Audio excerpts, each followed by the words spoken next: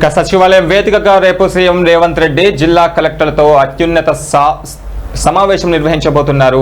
ప్రభుత్వం ప్రతిష్టాత్మకంగా రూపొందించిన ప్రజాపాలన ప్రగతి ప్రణాళిక కార్యక్రమం అమలుపై ఈ సమావేశంలో కలెక్టర్లతో సీఎం స్పష్టమైన దిశానిర్దేశం చేయబోతున్నారు. ప్రభుత్వ పాలనను ప్రజల చెంతకు చేర్చడమే లక్ష్యంగా ఈ నెల మార్చి 6వ తేదీ నుంచి జూన్ 12 వరకు మొత్తం 99 రోజుల పాటు ఈ ప్రత్యేక కార్యక్రమం జరగబోతుంది.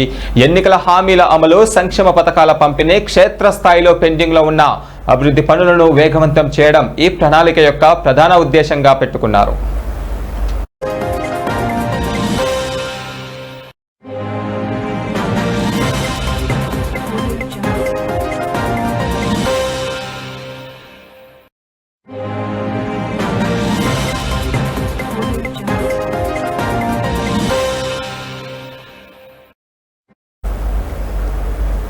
99 రోజుల కాలంలో జిల్లాల వారీగా యాంత్రాంగం ఎలా పని చేయాలని సీఎం రేవంత్ రెడ్డి కలెక్టర్లకు సూచించబోతున్నారు.